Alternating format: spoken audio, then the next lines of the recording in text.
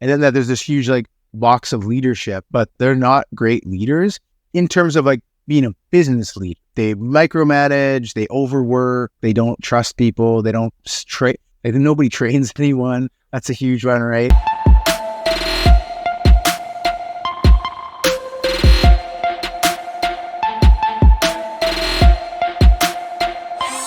Hey everybody, welcome to the Workergenics Mastermind podcast. Today we have special guest Dylan Jones with Profit Launchpad.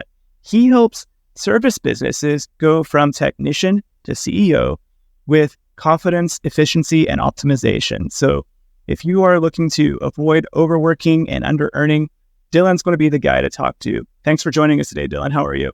Great, Harley. Thanks for having me on. So tell us a little bit about your background. You've got many years of entrepreneurial experience working in service industries. How did you come to Profit Launchpad? I've been working around trades or blue collar businesses for a lot of my, not all my career, but a lot of my career. And I think it was 2021, I created a partnership. It was like an operating consulting firm. So we did a lot of due diligence work for private equity teams. We would go in both pre-sale and post-sale and look at the businesses and kind of understand like what was going on, what we could improve, things like that. And that just came from my experience of building multiple companies over the years, selling a couple, crashing and burning a couple, kind of what worked and what didn't work. And so in 2023, early last year, I decided to go it on my own because a lot of the work we were doing was post-sale. And what I found was like, I saw a lot of blue collar and trades owners or just service owners in general selling their businesses too early. So they weren't doing a lot of work to like optimize and automate, which would have given them a much better exit. And it just didn't sit that well with me. So I ended up starting my own company called Profit Launchpad, all about generating more profit. And the nice kind of dovetail of the company is you either can sell for a lot more, or what we find now is some of our clients don't end up selling. And they're in a position to hire like a general manager or, COO or whatever it is. And they get a nice, really nice cash flowing company that they don't have to manage on the day to day. So that's what, you already said it, but our real focus is to help owners go from technician to business owner and then to CEO. And again, like some guys hit business owner and they're like, this is perfect. I just want to get the cash out of this thing and I'm good. Whereas like some guys like, no, I want to go to the next level. So we've set up an Ascension program where you come in like a group course and one-on-one coaching. And we've just recently launched a done with you lead generation and local marketing system. So a lot of guys are relying on agencies. We found, pay between $2,000 and $5,000 a month and just not getting like a great ROI. Sometimes there's positive ROI, but it's not great. It's like a 2-to-1 or 3-to-1. And again, like if you're a technician, you're a master of craft and you don't know that, internal marketing when done well should be like a 10-to-1 ROI, but the guys through the training and then, work with companies like yours to help place marketing coordinators or marketing staff that can manage once that system's set up, understands it. Because I find once they understand it, then it's no longer like a big mystery of marketing. It's like, oh, okay, I see what I'm supposed to get out of this every month. Yeah, it's going really well, and we're seeing great results, and we're seeing a lot of a lot of technicians moving to business owners, and it's really exciting. I'm enjoying that part of it a lot. You get on a lot of great topics, especially that resonate with me and this business, Workergenics, helping people, work on their business, create sellable assets. And, it's a great point there. Like when you get to the point where you have a business that is a sellable asset, it's also a great business to have yourself. Maybe you just effectively like sell it to yourself by investing and having an operator, like you mentioned. And now you've got more passive income that you're more familiar with. You can control still versus like, we do hear some stories of people when they go and sell their business and they kind of go stir crazy. Like, well, what do I do now? I don't have this business to run. And so giving you that option is a great place to get to. What are some of the challenges that you see most frequently when you're working with the people that are, in that technician phase? They've got a business, it's generating, maybe 6 figures of revenue, and they want to get to that 7-figure mark. Like, what are some of the biggest challenges they face? Honestly, it's kind of a broad answer, but it's understanding that they don't know how to run a business and accepting that. So you have, I don't know, we work with a lot of HVAC guys, right? So examples, they give an HVAC technician who's he's been working in the trade for 10 years, 15 years. He's mid 30s, getting into his 40s. And he's like an expert, but business is a different trade. They don't understand that you have to have enough traffic through your marketing to run into your sales, to convert them, to go into the delivery, and how the delivery is done, and the onboarding of clients and the closing of projects and the cash flow management. And then that there's this huge like box of leadership. And I say, guys, it's probably 90% man, just nature of the trades, but they're not great leaders in terms of like being a business lead. They micromanage, they overwork, they don't trust people, they don't nobody trains anyone. That's a huge one, right? It's a huge, broad answer, but I think and it's why the first couple of weeks of our program is a mindset thing. It's a vision work. It's a mindset focus. It's like, what do you want out of this company? Who do you want to be? What kind of leader do you want to be?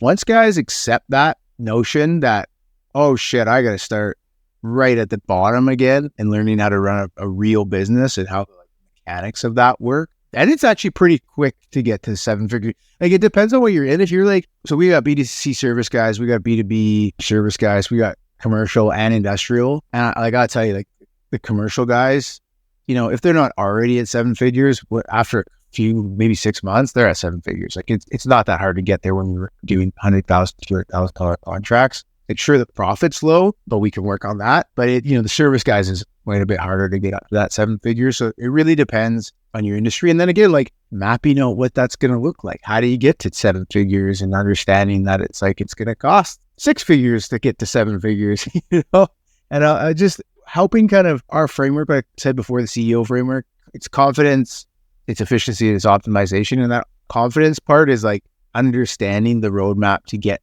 to whatever your goal is. It's like 3/4 of the battle. When you're like, oh, I see where we're going to have to go and what we're going to have to do. Once that's opened up, it's a lot easier, right? And honestly, some people just never accept it, and we wish them the best. And we don't typically work after like a 3-month test period. But the people, like I have clients that are going on 14 months, 16 months type of thing, where we're seeing like longer term contracts once we built that trust together. Yeah, we see that a lot too, just from like the staffing side. We get people that come to us that are like, okay, someone told me I need to get help because I'm working all the time. But they don't ever pull the trigger on getting that first employee, getting an executive assistant to start delegating to. They want to do everything themselves. And that limits them to stay in that kind of 6-figure realm because there's just only so many hours in the day. There's only so many house calls or, appointments you can go to and give it quotes and then perform the service. There's just a hard cap on what you can make doing it yourself. And so people do have to realize like there's an investment that has to be made both in finances, but also your time, setting up the framework, training yourself, getting new things set up and training other people so you can scale and be that business owner role. So let's jump into the marketing that you talked about. So you have a special framework that you help people get set up. Seems to be very effective. Tell us a little bit more about that. Yeah, special framework is pretty generous, to be honest. It's a classic marketing framework. So what we do that's a little different than, I would say, we're not really an agency, although we can support people on getting their marketing set up, is, again, it's confidence, right? So we work with a business owner or a technician and to get them to understand, like, why is Google important? Why is Instagram and Facebook important? How does ads actually work from like a bidding structure? Why website and service pages? And we're like, what? It's a pretty quick, and it's mostly like, we'll do one-on-one, and then it's, you watch the videos and so you can base. But the idea is, rather than marketing being this like kind of dumb thing you have to do, it's like, it's actually really simple when you put everything down into a structure. So the local marketing system is using the tools I just mentioned in an intelligent way. So we look at things like, what is your ideal cost per lead from your business model? And that's why I said the front end is like understanding the person's vision, right? Because if their vision is to be at 10 million and they're, we know their cost per lead is say $200 per lead, then we can, work through the math backwards that you're going to have from that. You're probably going to have $1 million in the bank if you want to be a $10 million company in the first year. Now, if your cost per lead is $10, then it's a different story. You could have $100,000. And so we go through that process of like, what is your cost per lead? What are you spending on marketing? What is your return on investment? What's your expectations? And then using that from a math standpoint to create strategy from a math basis, rather than what I find, and we've worked with a lot of agencies. Some are really great and some are really terrible. But what I find the typical like creative agency, ad agency approach is like, we'll get you 30 leads a month, right? It's like, okay, well, my brain goes like, first of all, can you afford to get 30 leads a month? And second of all, do you have a sales system in place to convert? Like, even if you're converting 30%, which is kind of, industry average, I would say. Can you convert 10 people into new customers and onboard them and deal with them a month? And I can't tell you how many clients we've worked with where they don't have the sales system in place. They're spending $5,000 to $8,000 a month on marketing, and the owner never picks his phone up because he's too busy on the tools. Yep. And like, that's the first kind of BS, thing I'll call out and be like, well, why are you spending any money on marketing if you're not going to answer the phone? The local marketing system is truly a system for the owner to understand, like, if you don't have sales and you don't have a way to deliver, then there's no point in spending all this money on an agency. But we can get you like 5 leads a month and you manage it. You hire a marketing coordinator for like maybe even part-time, and they can handle it. And you just have to do X, Y, Z, 3 times a week. And it takes 2 hours. It's like, okay, I can handle that. I'm going to get my 5 leads. I can handle 5 leads. Then I outsource then I hire to do delivery. So now someone's on the tools. Hey, now I can do 10 leads a week. And that system is like, the true system is like, we watch the flows and how it works. And we've seen that a lot where we'll get a home service business come to us and they're like, I'm losing leads because my cell phone's ringing while I'm up on the ladder doing my job. And so we get them someone who can help with the marketing and answer phone calls 40 hours a week, and pays for itself in the first week because they captured those leads that were going to voicemail. And like those home service leads, when they call and go to voicemail, they call the next person on the list. 100%. They don't wait for a call back.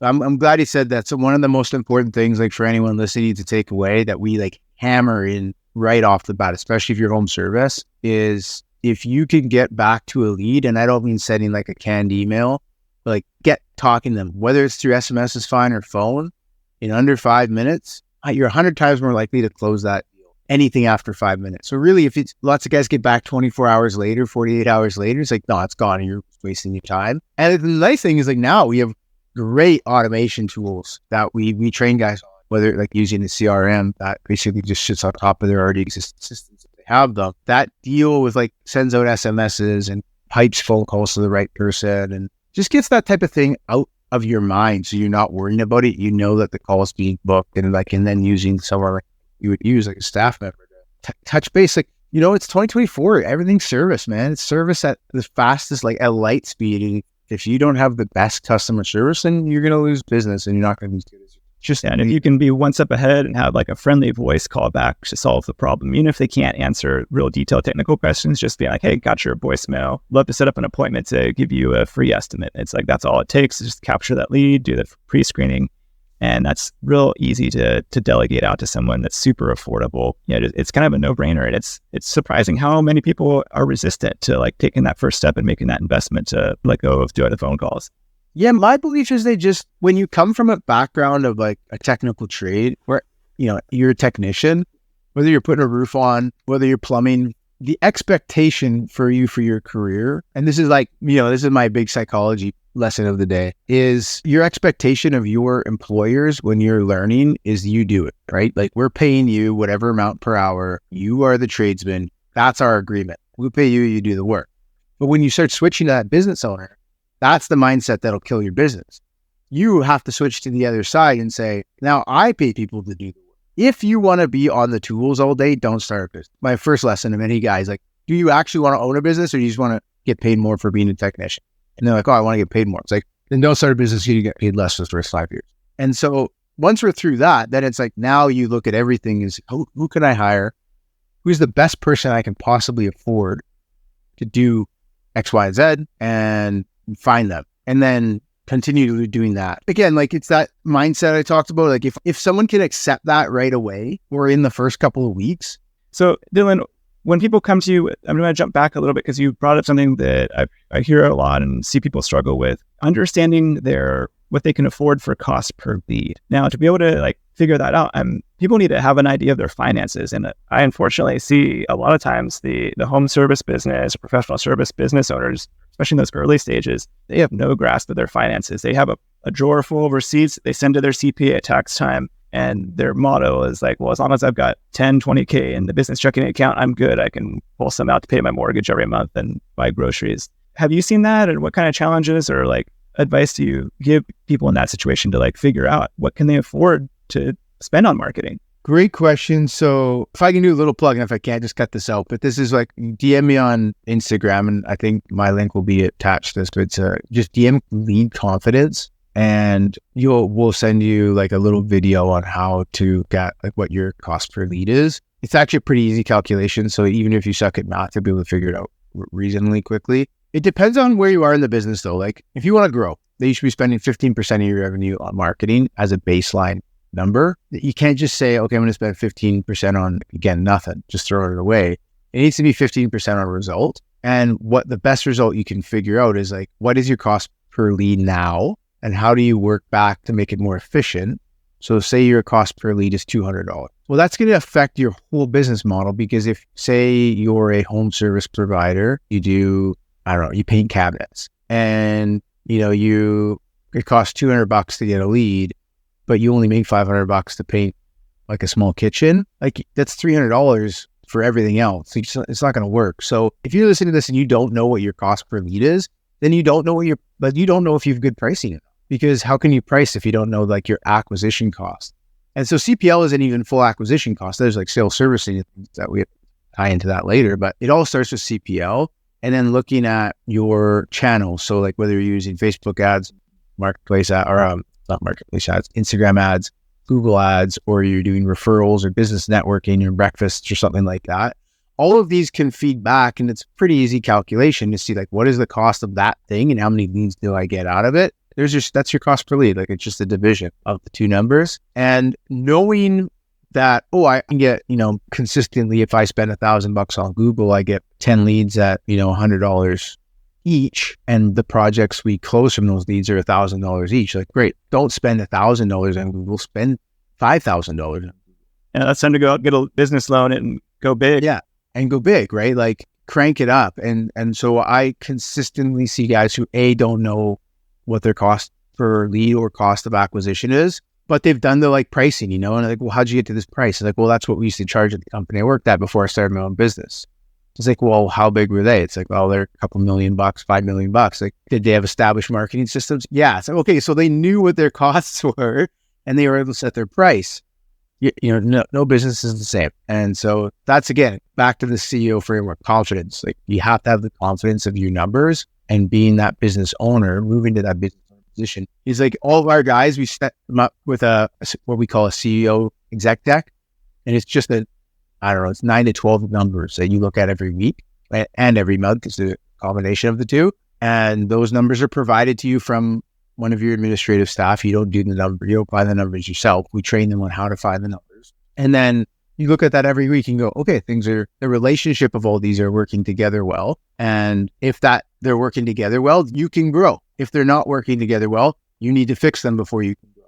Like that, again, that's the ownership of and understanding, and the responsibility of a business owner is knowing that as a baseline versus like just doing more work, because you can never outwork your business. Your business will kick your ass 100, like no sweat. It'll do without even thinking about it, right? You understand that, you accept that, you're half the battle. You're on your way. Dylan, you have shared some incredible tips with our audience today. If you're listening to this and you're wanting to get more confidence in your business, you want to get a framework in place that can execute and help scale and grow your business to become an efficient business owner, get in touch with Dylan. Go to his Instagram. We're going to have that link in the video description, and be sure to DM him and get that calculator so you can help yourself compute what your actual cost per lead is. You are informed. You can make that decision for what you need to invest in marketing to continue to scale. Thank you so much again, Dylan. Thanks, Harley. It was a lot of fun. Appreciate having me on.